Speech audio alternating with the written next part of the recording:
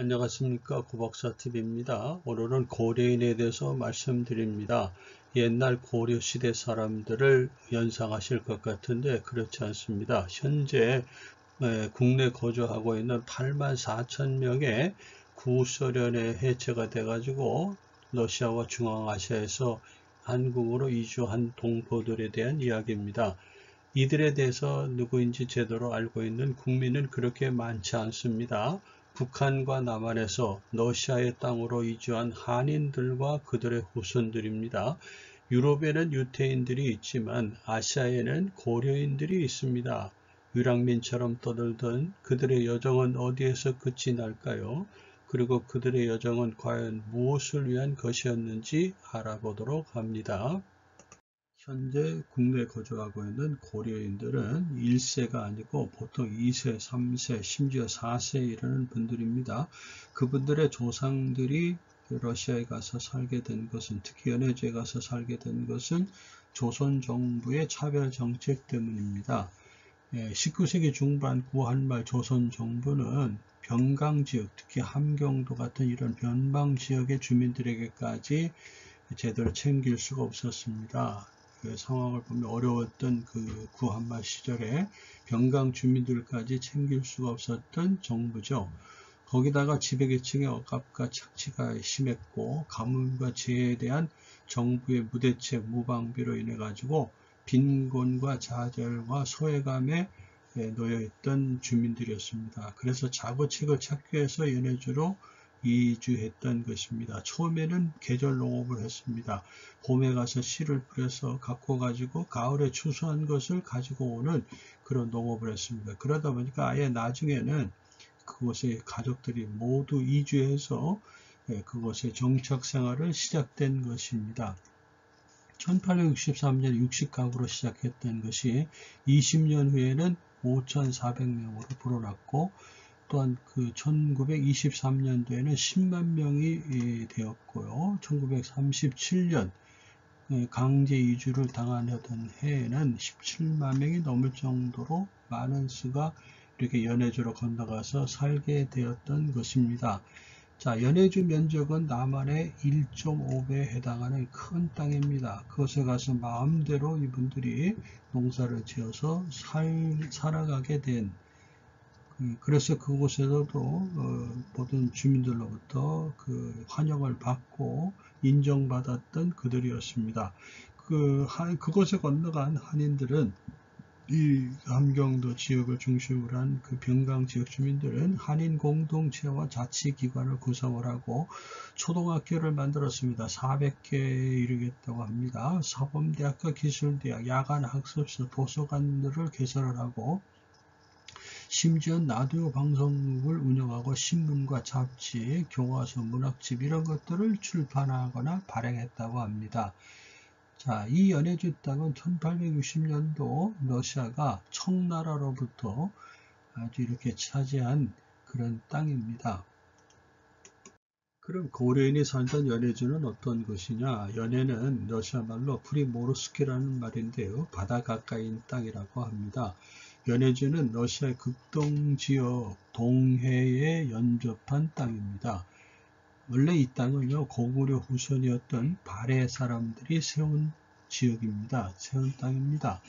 자, 발해는 대정이 이제 시작됐지 않습니까? 발해 땅이 얼마나 넓습니까? 중국의 요동반도를 통해서, 그 다음에 만주, 하얼빈, 이렇게 잘 아시죠? 만주를 포함하고 연해주 전체, 그리고 평양성이 있는 곳까지 이렇게 거대한 영토를 차지하고 있는 것이 당시 발해의 영토였습니다. 그렇지만 발해가 925년에 거란 요나라에 의해서 멸망을 당합니다. 결국에 이 요나라는 금나라에 의해서, 금나라는 송에 의해서, 송은 원나라에 의해서, 원나라는 명나라에 의해서, 명나라는 청나라에 의해서 멸망을 당하게 되고, 이 발해가 옛날 과거에 차지했던 발해는 중국 청나라가 차지하고 있었습니다. 그런데 1860년, 앞에서 우리가 봤죠? 1860년 베이징 조약을 맺어가지고 러시아가 거기서 무상으로 이 연해주 땅을 차지하게 됩니다. 그래서 그 후에 이제 이 발해가 있었던 땅이 중국과 러시아가 서로 나눠 가지는 형태로 지금까지 존속해 오는 것을 알 수가 있습니다. 그렇지만 우리가 역사적으로 따져보면은 이 땅이 과거 우리 민족이었던 발해, 고구려 후손들이 차지했던 발해 영토였다 하는 것을 우리가 알아야 됩니다. 연해주에 정착해서 모범적으로 살아가고 있는 한인 사회에 일대 큰 폭풍이 휘몰아쳐 옵니다. 스탈린과 몰로도프를 중심으로 한 소련 정부는 1937년 8월 21일 연해주에 살고 있는 한인들을 이주시키라는 명령을 내립니다. 자, 그 이유가 뭐냐? 첫 번째, 일본 간첩 침투 행위를 차단한다는 명목입니다. 당시 소련은 일본과 대치 상태에 있었습니다. 만주에 주둔하고 있는 일본군과 연해주의 한인들이 연합을 해서 자신들을 공격해 올 것이라는 것을 믿고 이를 차단하기 위한 명목이었다고 합니다. 두 번째로는 극동거주 한인 자치구 요구에 대한 답변이라고 합니다. 고성무라는 학자가 주장하는 것인데요. 1934년에 극동지역에 유대인 자치주가 설립되는 것을 보면서 한인들도 자치주를 요구했다고 합니다. 이에 대한 답변이라고 합니다. 자, 하여튼 소련 정부는 2차에 걸쳐서 중앙아시아로 이주시키는데요. 첫 번째는 9월 1일부터 25일간에 걸쳐서 행해집니다. 연해주 국경 근처의 거주자가 이제 시작됩니다. 그 다음에 2차는 9월 26일부터 10월 15일에 이루어지는데 내륙과 해안에 거주하는 고려인들을 대상으로 합니다. 총 36,442가구에 17만 1,781명이 이주되었습니다. 자, 첫 번째 출발이 9월 9일 날 시작됐습니다.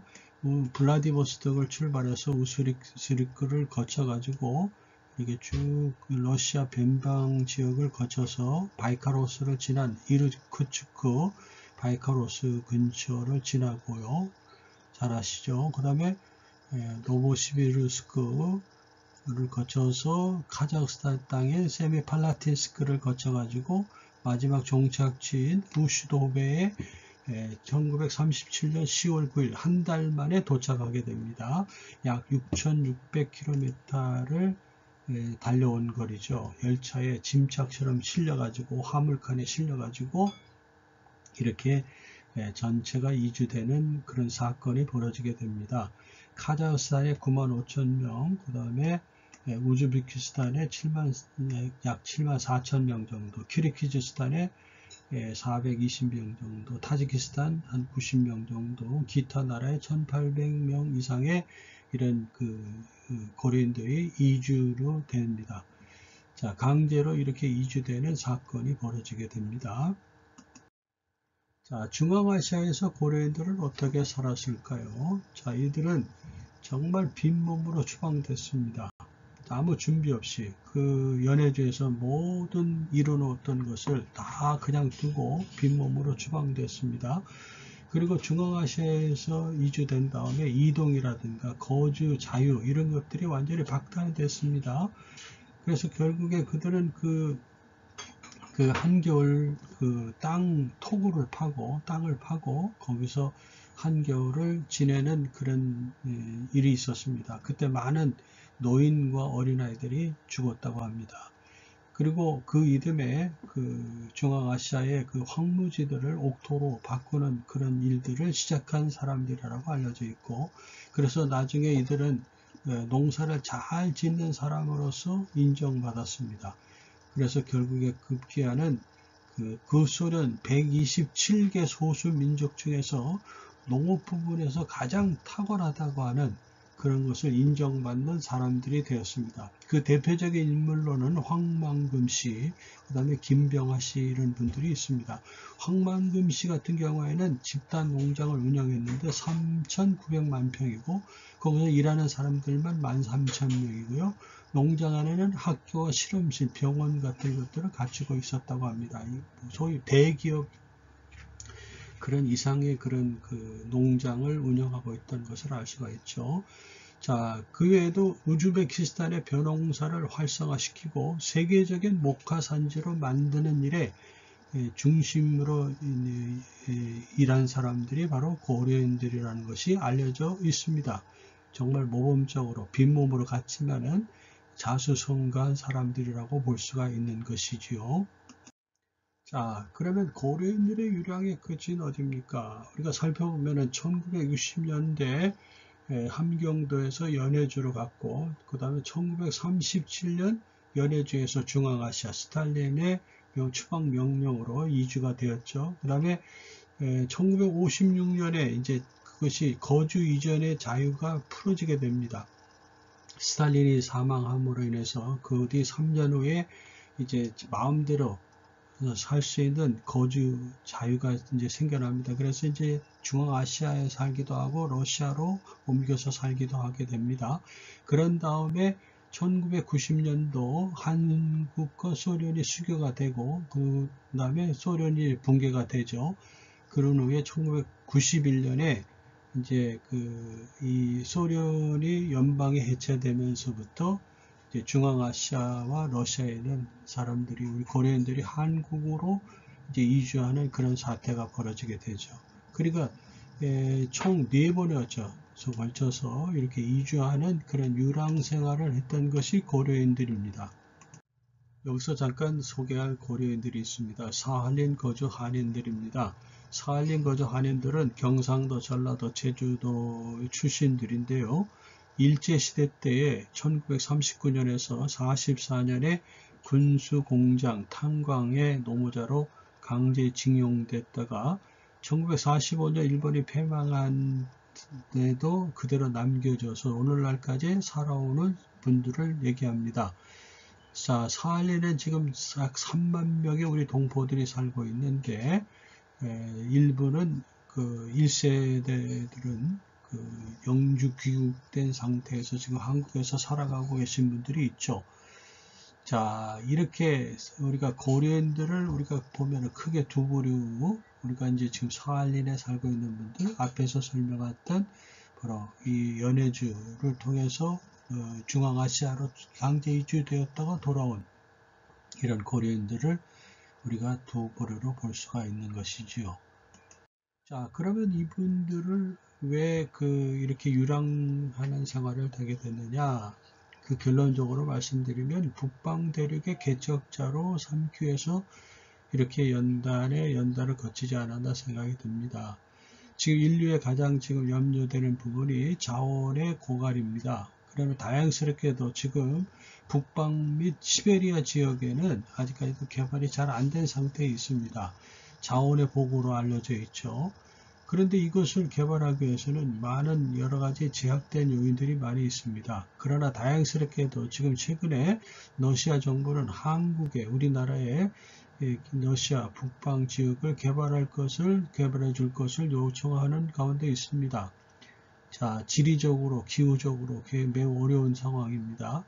그런데 이런 생소한 지역에 우리 한국이 개발할 수 있는 자원을 가지고 있습니다. 물론 재원도 물론 있고 기술력도 있지만 그것보다도 더 좋은 인력이 있습니다. 바로 고려인들입니다. 이 고려인들은 북방 및 시베리아 개발을 위해서 지금까지 그 연단의 세월을 보냈다라고 생각이 됩니다. 그분들은 더 큰 세계를 경험하고 다양한 문화를 가진 민족과 어울려 사는 법을 배웠습니다. 그리고 그들의 언어를 자유자재로 소통할 수 있는 그런 메리트를 가지고 있습니다. 이런 모든 것이 바로 북방 대륙을 개척하기 위해서 미리 연단의 세월을 거쳐온 것이 아닌가 이런 생각이 듭니다. 앞으로 우리 한국에 가장 유효하게 사용되어질 그런 귀한 자원들이라고 볼 수 있는 것이지요. 여러분의 생각은 어떻습니까? 좋아요, 구독 눌러주시면 더 좋은 영상을 만들기에 노력하겠습니다. 감사합니다.